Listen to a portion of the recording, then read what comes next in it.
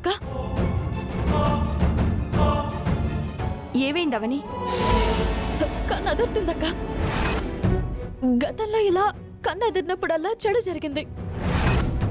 ఇప్పుడు అర్చన విషయంలో కూడా అటువంటిదేమైనా జరుగుతుందా అని భయంగా ఉంది. గుడి దగ్గర ఏమైనా ఉండుంటుందా? గుడి దగ్గర హరికథ బుర్రకథ లాంటి కాలక్షేపాలు ఏమైనా జరుగుతున్నాయా? ముందు వీధిలోకి వెళ్ళి చూసొస్తాను. కనిపించకపోతే గుడి దగ్గరకు వెళ్తాను. నేను వస్తాను, పద. నువ్వు వద్దులే. ఈ లోపు అర్చన వచ్చిందంటే నాకు ఫోన్ చేయి. సరే అవని, జాగ్రత్త.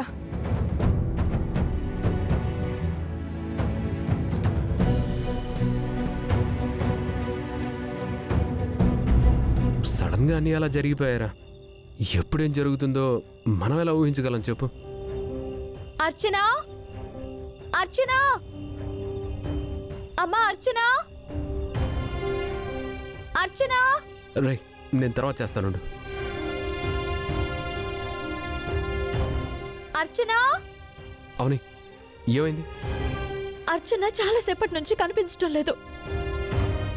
గుడికెళ్ళినా ఈ టైం కల్లా తిరిగి వచ్చేసేది. నా కన్ను కూడా అదిరింది.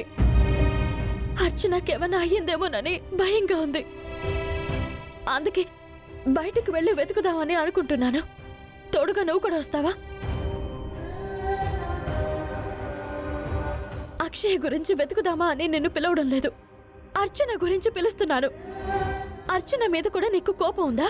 తన విషయంలో నాకు ఎలాంటి కోపము లేదు. పద వెళ్దాం. ఉండు, నా బైక్ తీసుకొస్తాను. నువ్వెక్కడికి వెళ్లాల్సిన అవసరం లేదు.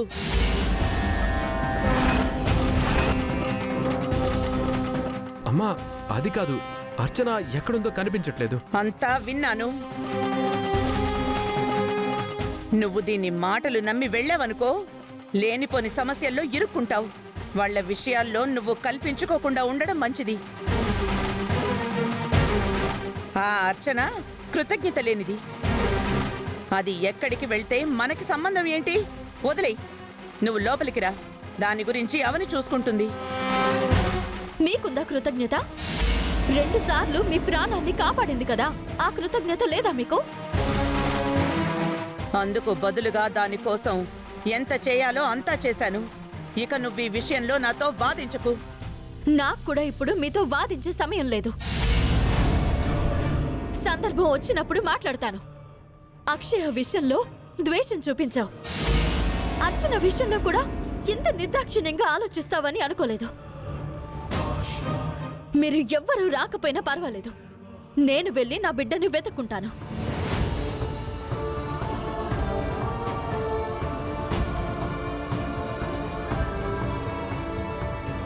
లోపలికి పద.